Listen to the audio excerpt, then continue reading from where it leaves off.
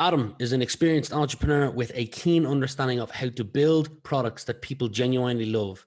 Dynamic and outgoing, he is also excellent and team building at team building and support. I wouldn't hesitate to recommend Adam and his business HRLocker to anyone. That is just one of the many recommendations I've got for today's guest, which is Adam Coleman, CEO of HRLocker. Adam, you're very welcome to the show. Thanks very much for having me, Ryan. Chuffed to have you here.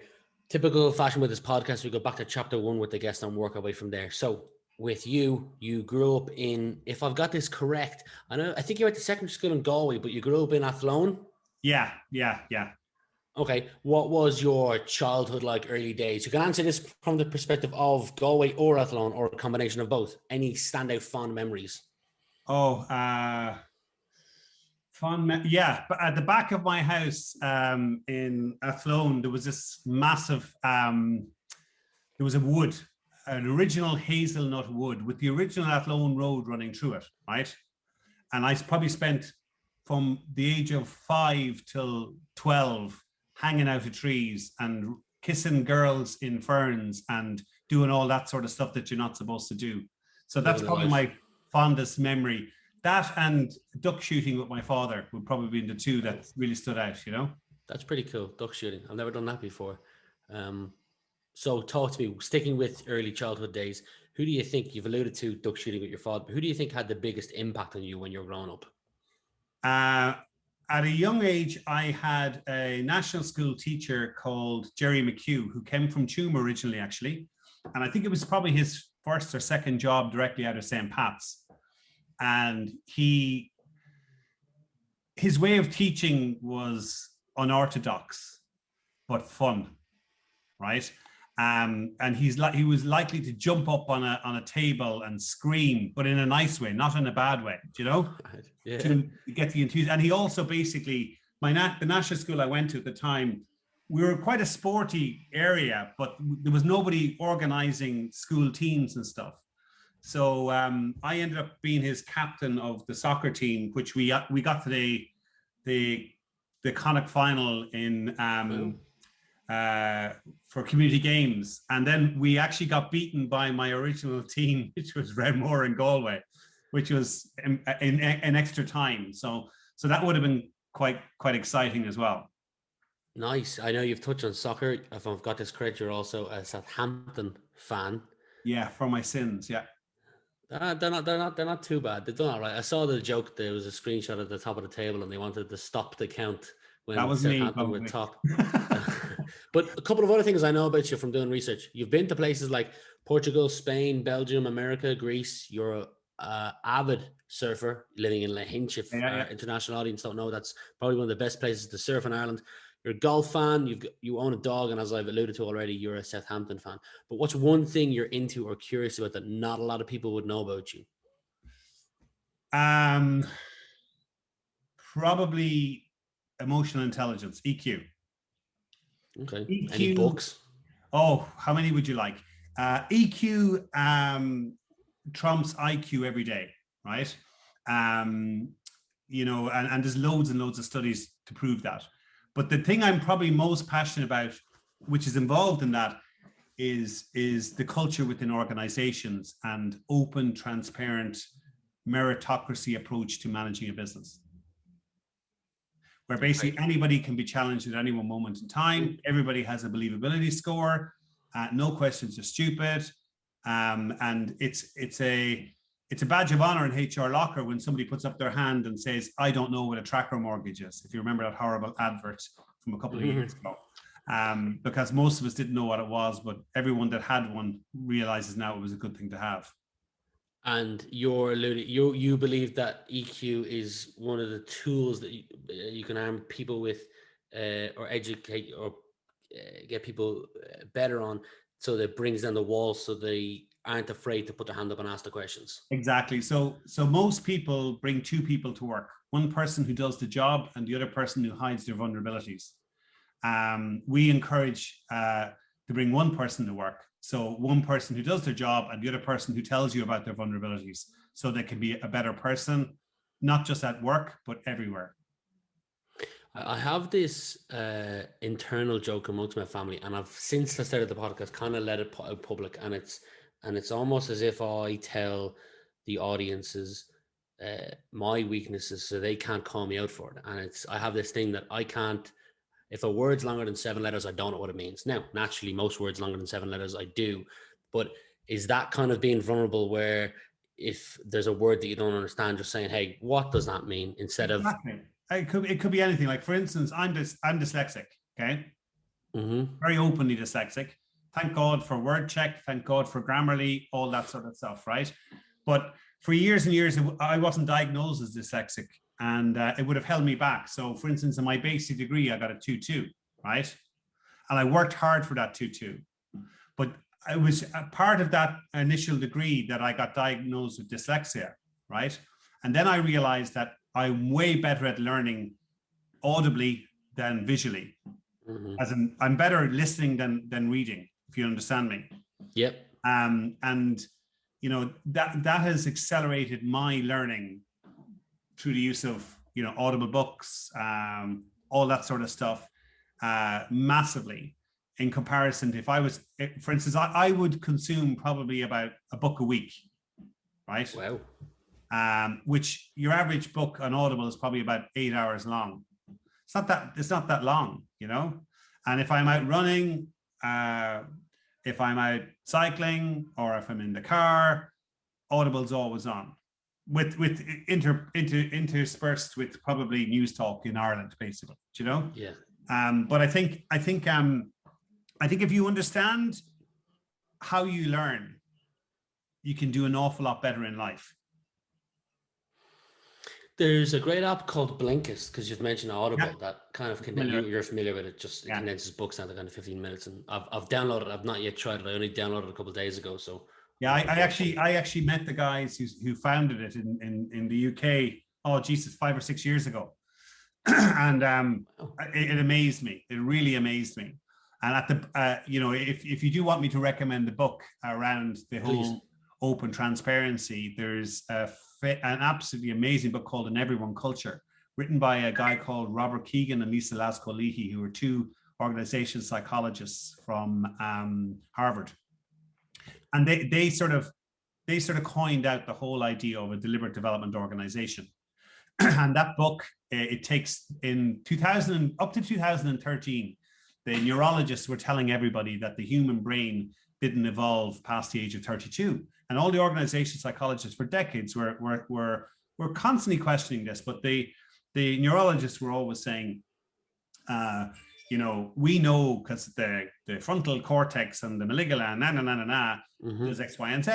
In 2013, the neurologists came out and said, oh, we made a mistake. It does evolve past the age of 32. And these, I think it was about 5 organizational psychologists in the States. They polled a load of companies and zeroed it down to 3 companies. One is called Bridgewater Associates, run by Ray Dalio, most successful hedge fund in the world. Another company called NextJump, who are an e-commerce company, actually in the HR awards area and recognition. And the third company called Decurion, who are an estate management company. And what they did was they realized that these 3 companies were doing something very, very different. So they lived with them for over a year. Didn't charge them any fees, didn't do anything with them, and they studied them. And the amalgamation is this particular book called An Everyone Culture. And it basically, it's like we were doing this before I read the book. And when I read the book, it was like, oh my God, now I have a Bible to reference of what I'm doing. So it's a very, very different way of managing an organization. And it's a very different way of basically, a very different way of managing a company, and it's a very different way of selecting people, and it's a very different way of getting people to advance themselves within the organization, and as Brené Brown says, to make them a better person, if you know what I mean. So what you're saying to me is it's possible to teach an old dog new tricks. Of course it is, yes. Before we go further into business, your career started in recruitment. You now own HRLocker, and we'll get into a couple of other things, but sticking with the early days, why Greek and Roman civilization and history at UCD? Okay. It didn't grow naturally. When I went to UCD first, I actually wanted to do law, and Probably dyslexia got the better of me on the leaving cert, and I didn't get the points. I was a point short.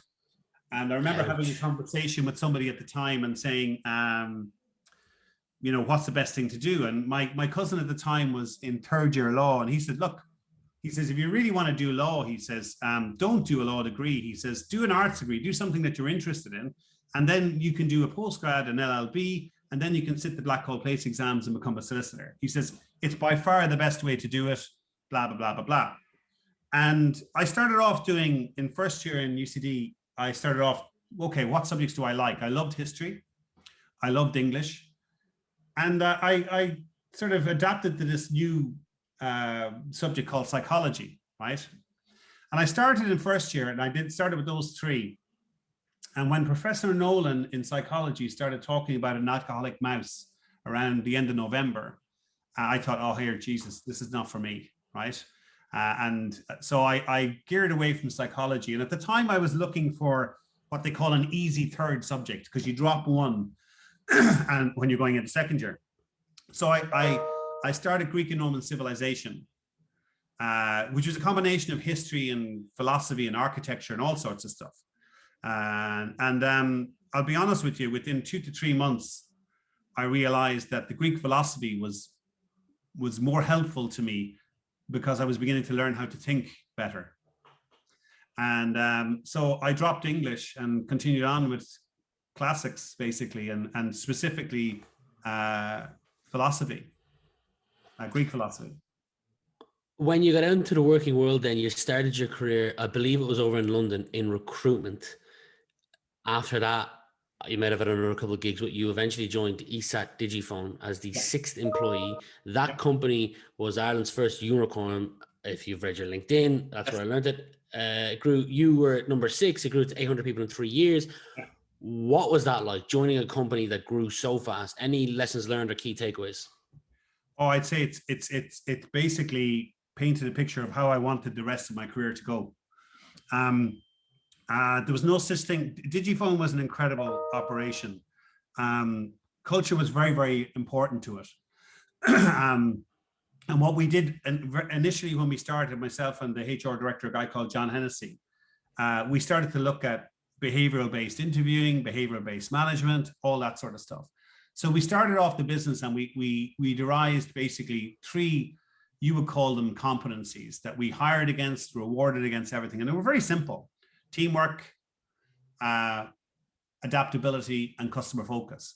So if a person during the interview process wasn't acceptable on all of those 3, they didn't get hired. Didn't matter how good they were as a Unix administrator or a DMS 100 switching engineer or a transmission engineer, they just didn't get hired. And the 1 or 2 times we deviated off it, it was a disaster, right?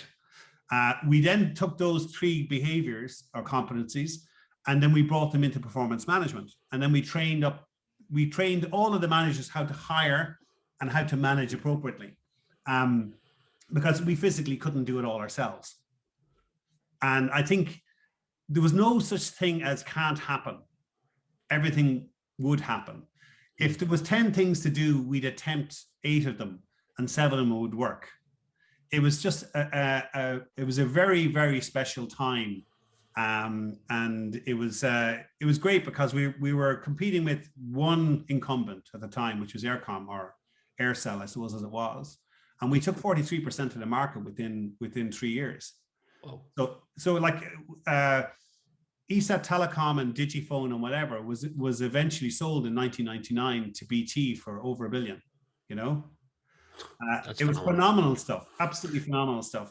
And the atmosphere and everything within the company was just right. Now, saying that, I was there from 1996 until 2002. And then I went to O2 UK, right? And I think it was, how it went after that, I'm not so sure. As far as I know, it went reasonably well, because I think there is an element of, when a startup gets going, it's all doing it for the right reasons. Everyone's really enthusiastic about it. But that went on for like 6 years, which is fairly unusual in an organization like that. Do you know? Yeah. It's said that the communication line and I'm saying this because you're in HR, breaks at like employee number 150. But with that in mind, the fact that you go from 6 to 800 in 3 years, how did you manage the growth that fast, with also research showing that the communication line breaks down at employee 150? I don't know who came up with that 150 number, but that's a bit crazy in my mind. I think if you hire people against a set process, like if you take HRLocker at the moment, we've got 7 principals in the company, and they're all the hours built on from where we came from in Digifone. We don't have adaptability. We have flexibility. You know, we don't have customer focus. We have initiative and execution. We have teamwork. We have trust and truth. We have ownership. We have resilience and empathy. You know, and each of those basically were devised in-house within the company. The title, the definition, and then all of the employees inputted into what good looks like under each one. It's where you drive your questions for interviewing. It's where you drive your questions for performance management and how people work. And that it's to keep it as simple as possible. When I went to O2 UK, for instance, when we were sold out to BT and became O2 Ireland and O2 UK, it was a different ballgame. They had made it massively complicated. They had 8 competencies and 4 levels under each competency, and the HR director who I reported at the time was going to retrospectively roll this out in a previous year and link it directly to pay, which is all nuts, which I completely disagreed with. And obviously we got on famously well on that basis, not, you know, but the idea basically from our perspective was that if you keep things simple and you say, look, if you're flexible in your approach to work, if you've got good teamwork, and if you actually have good customer focus in terms of Digifone, because it was obviously a consumer brand as well as a B2B brand. In B2B, it gets more into sort of the initiative and execution of what you're doing. And when people understand what's expected of them, they can use it then as a communications tool and saying, you're not being very flexible at this moment in time, or your execution on that project was particularly poor, if you know what I mean. So they actually embody the communications, how people work, how they talk to each other, all under the one banner. And it ends up being a complete tool to manage people and for people to manage each other within the business. For any future founders, entrepreneurs listening to the podcast, is time working for someone else? Take the example of O2 and Esat. Learning your craft while getting paid at those companies, something that you'd recommend? Yeah, I think it's important for you to recognize what good looks like and what bad looks like. And having come through Montrose, Hayes, Digifone, O2, and then subsequently the consulting stuff, because when I set up in Clare, I set up as a HR consultant on the company is HR Interventions Limited, and it's still the company, but and working with a lot of companies like New Bay and Paddy Houlihan, the likes of the Now Factory, Open Hydro, Microsemi, various other startups that sort of scaled and exited. You do. If you think that you're the fully rounded person at any stage in your career, you're losing. If you could add any secondary school, any subject to the Leaving Cert curriculum that was mandatory, what would it be? It's an interesting one.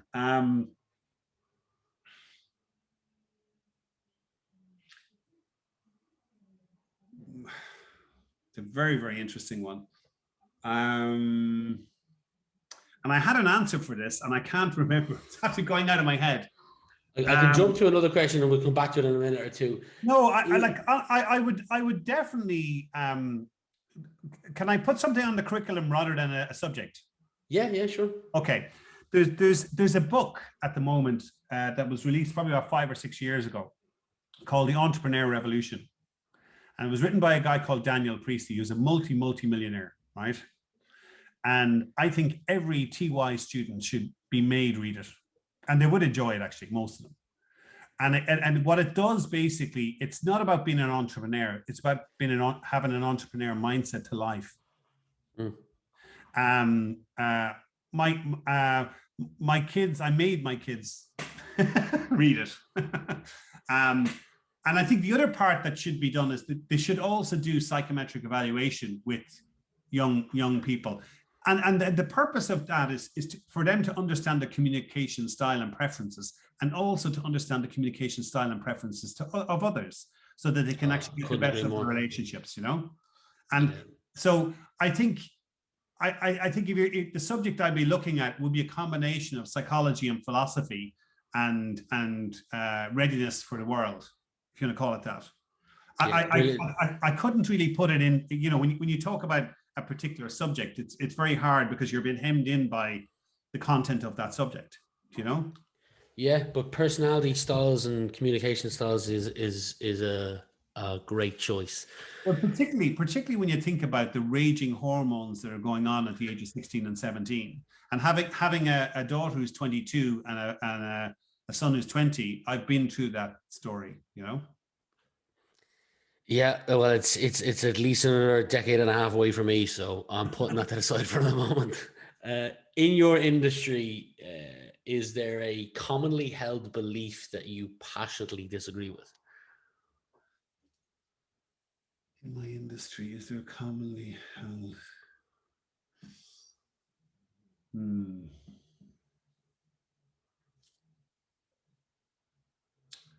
Have to come back to that, Ryan. I really have to think about that one.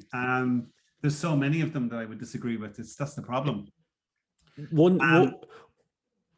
I think the amount of emphasis that is put on preparing a CV is way over the top, right? I think this is going to be weird coming out of me, I think the canned approach to hiring and rewarding people and promoting people, I think is that is fed by the HR industry, if you want to call it that, is I think so you know what, you're onto something here, because when in my early teens, I remember knocking on doors looking for jobs, and one of them said, "Can you give me your CV?" And I had a CV in my bag, but I decided to say, I don't have a CV, because most of the time when people ask me for my CV, they're actually really nice people. They don't want to let my feelings down, and it means they don't have a job. If that's the case, I'm happy to leave. And they smiled, and I actually got a job out of that. And I didn't even need a CV in the end. So I think you're onto something. Yeah, but I think also, let's say, for instance, I was doing a project with a client, and they were looking at taking on HRLocker, for instance, and they weren't returning my call and returning my call. The most effective email I send now is, I'm okay with a hard no. Tell me what the story is. I'm okay with a hard no, if you're prepared to tell me why and I can learn from it. Mm-hmm. So I think the diagnostics, we have a diagnostic in HRLocker every quarter. It's called Lost Deals Diagnostic, right? And we sit down with the salespeople, and the first thing that we do is we say, take your ego and put it outside the door. If I hear I in any of this conversation, you get sent out of the room, or for the last year or so, out of the team's conversation. You're banned for 10 minutes. You're sin binned, right? Because it's not about you. It's about the process. How can we improve the process? Mm-hmm. It's not about, well, I did this and I did that. It's like, okay, great, you did that. So why didn't it work then? You know, so if you take the ego, if you can get people to manage their egos, and what I mean by that is try and divorce their egos, things move on a lot quicker, a lot faster, and things get done a lot better, and people learn more. But it's very, very, to be honest with you, Ryan, I've been trying to do it for the last 4 years, and I would say I do it about 55% of the time. If I get to 80% of the time, I'd be happy. Some people that I've come across, it's a very, very small percentage of people, and it's not that it's a bad thing, but they see their business life as a series of plays. They tend to be incredibly driven and focused, and every minute matters to them. And the reason why I'm bringing this up, and it might not be you at all, but it kind of sparks something what you said reminded me of it. And it was, you said in a previous interview, I have no emotional attachment to my company. My goal is to get HRLocker to a valuation of 64 million. That's correct. You've also said that by the time of September 21st, 2025, you will start looking. Doesn't mean you'll exit, you'll start looking for an exit door. And the reason why I think actually what I said was, what I was trying to say, if I didn't say it, was I would start looking to take personal cash off the table. Yes. That was it. Yeah, you're correct with that. And the reason why I mentioned the thing about the plays is, it felt to me like you've road mapped each play in your business career from backwards to front. Am I mistaken by that? Because you were very specific in the date. Is there a reason for that, or am I completely off? And there's another reason for the date. Well, 21st of September is my birthday, which is a good one, right? Okay. And 5 years time is 2025 when I said it. I read way too much into it then. And then basically, you know, I would say realistically, you know, like if I go to 7 years, I'm going to be 58. You know, like honest to God, at this stage, Ryan, I don't even know if I'm the right person to take HRLocker to the next stage or not. Okay. And there's a vulnerability for you. You know, I know I can, but I don't know if I don't think I'm the best person. Would you just, and you might have an answer for this, but you are head of HR at the company, the Unicorn, when there were several hundred people there. Do you think you could stay within HRLocker but move to head of HR as a role and bring on a CEO? Yeah. Okay. Two more questions. Or promote somebody to CEO. Yeah. No, because I've seen very few people do it, but those that do it have that vulnerability, that trait of vulnerability in it, and you seem to have that as a strength that I don't think that you'd look at it as a handing off the baton. Oh, not at all. No. I'm like, at the end of the day, I have an onus to myself, to the people who work in HRLocker. I was going to say the shareholders in HRLocker, which we don't have at the moment, which is good in one way, but like in essence, we've started a stage now in HRLocker, which my job has completely changed again, which I must admit I'm not really comfortable with, Ryan, but I'm getting through it, and that's to bring on board a smart investor into HRLocker. Okay. We've gone down to the route of we're completely bootstrapped, EBITDA positive, all that sort of good stuff. And from last September, we looked at a way of how do we accelerate the growth of HRLocker. One way is by increasing the amount of money you have, if you understand me. Mm-hmm. So we looked at debt financing, which we are still in the roles of trying to get some of that on board, which is nice, where you don't reduce your equity in any way, shape, or form.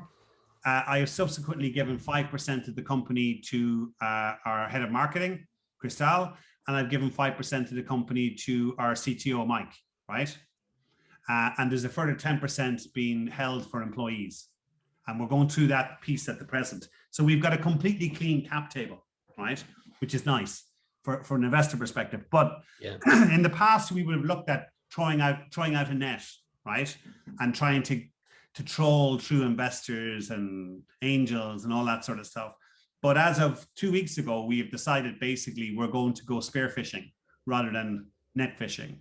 So we're in the middle of making a list of about, I think it's 60 companies, either VC or angel investors who have scaled a B2B SaaS business across the UK and US. And my job in the next 6 to 9 months is to find one of them to invest in HRLocker. Okay. We're just up on time. We've got about 30 seconds left. With the final 30 seconds, one last question. If your loved ones are all saved, but your house is burning down and you can only save one item, what one item would that be? My dog. Nice. And my surfboard. Dog and your surfboard. Excellent answer. Adam Coleman, HRLocker. It's been a pleasure chatting to you today, getting to know you a little more over the last 35 minutes. And I wish you nothing but the best between now, 21st of September, 2025 and beyond.